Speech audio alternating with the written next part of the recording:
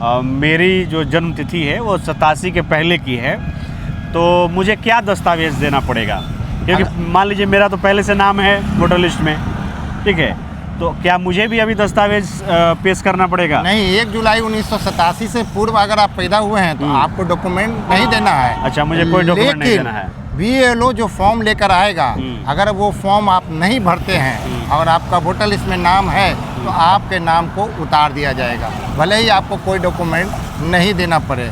और समय सीमा भी बहुत कम रखी गई है। अच्छा, तो ये तो पहली कैटेगरी हो गई।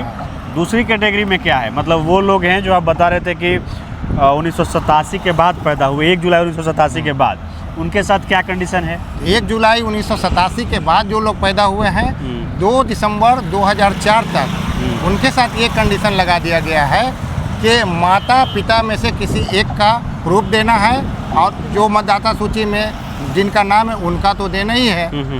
और सबसे बड़ी बात यह है कि तीसरा कैटेगरी भी इसमें है। तीसरा कैटेगरी यह है कि 2 दिसंबर 2004 के बाद जो जिनका मतदाता सूची में नाम है, या जो लोग अपना नाम मतदाता सूची में दाखिल करवाना चाहते हैं, उनको अपना तो देना ही पड़ेगा और अपने माता पिता का भी साक्ष्य देना पड़ेगा। अच्छा, लेकिन मान लीजिए जो फर्स्ट टाइम वोटर है, अभी 18 साल का हुआ ही, और उसका नाम अब जुड़ेगा वोटर लिस्ट में, तो उसको क्या क्या देना पड़ेगा? उनको अपने साथ साथ अपनी माता और पिता का भी साक्ष्य देना तो ये पड़ेगा। तीसरी कैटेगरी है। ये तीसरी कैटेगरी है। इसी को आप कह रहे हैं कि अग्नि परीक्षा है? जी, यही अग्नि परीक्षा अग्नि परीक्षा तो इसलिए भी कहा जा सकता है क्योंकि बिहार के लिए ये बड़ा मुश्किल है जी, है ना, क्योंकि अभी बारिश का मौसम आ गया, अभी पूरा जो आपका नॉर्थ बिहार है बाढ़ से प्रभावित हो जाएगा।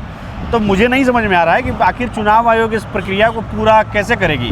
शायद इसीलिए ये तेजस्वी यादव भी चिल्ला रहे हैं। जी, यही तो शक के दायरे में है चुनाव आयोग, कि चुनाव आयोग इतना तत्परता क्यों दिखा रहा है, जबकि इनके पास अभी 1 साल पहले समय था, तब तो नहीं किया। अब सर पर बिहार विधानसभा चुनाव है तो आप इतना तत्परता दिखा रहे हैं, वो भी बिहार जैसे पिछड़े प्रदेश में, जहां आपको पता ही होगा यहाँ का GDP जो है दूसरे अन्य प्रदेश की तुलना में बहुत कम है। साक्षरता दर आप जानते ही हैं, अन्य प्रदेशों की तुलना में औसत से कम है। महिलाओं का तो और भी कम है। और प्रति व्यक्ति आय भी देख लीजिए क्या है।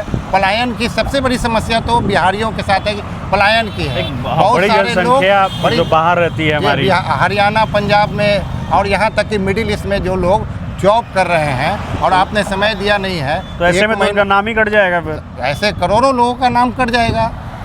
तो ये जो विपक्ष आरोप लगा रहा है कि ये सरकार को फ़ायदा कराना चाह रही है चुनाव आयोग, और जो केंद्र सरकार है या फिर बिहार की सरकार है उसके दबाव में ये काम कर रही है, और एक एंगल से तो ये बात लग रही है कि शायद इसको और बेहतर तरीके से किया जा सकता था, थोड़ा समय लेकर किया जा सकता था, विधानसभा चुनाव के बाद किया जा सकता था, तो ये ज़्यादा एक्सेप्टेबल होता सबके लिए, और ज़्यादा सहूलियत होती आम मतदाताओं के लिए भी। जी, इसलिए सहूलत होती कि आज से 22 साल पहले भी ये गहन निरीक्षण किया गया था, तब 2 से ढाई साल समय लगा था।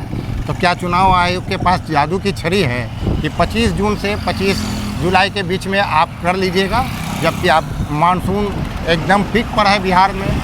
बिहार की आधा से ज़्यादा आबादी तो अभी झोपड़पट्टी में अपनी जान बचाएगी, और ये आबादी कि आपको मतदाता सूची में जो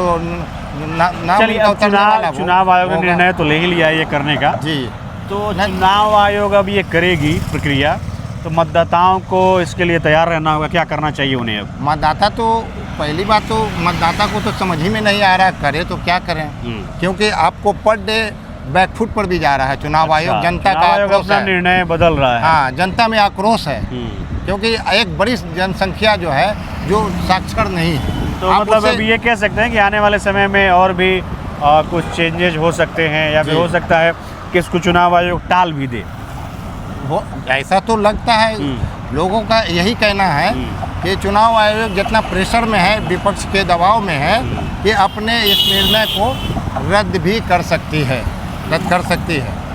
और सबसे बड़ी बात है कि चूँकि मुझे तो बात करना है इमारत शरिया के बारे में। क्या है इसमें? ये इमारत शरिया, जैसे अभी देखिएगा कि अभी 29 जून को बिहार के गांधी मैदान में इमारत शरिया ने वक्फ बचाओ संविधान बचाओ रैली किया था।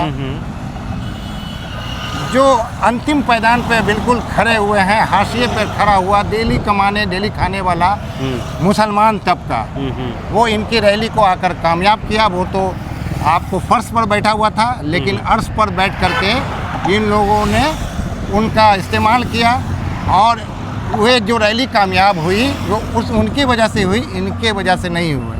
अब उनके सर पर भी मतदाता सूची से नाम उतरने का तलवार लटक रहा है।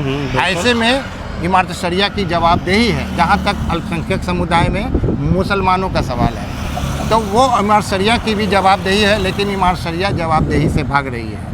उनको PIL करना चाहिए, उनको चुनाव आयोग को भी लेटर लिखना चाहिए। इमारत शरिया क्यों भाग रही है इससे?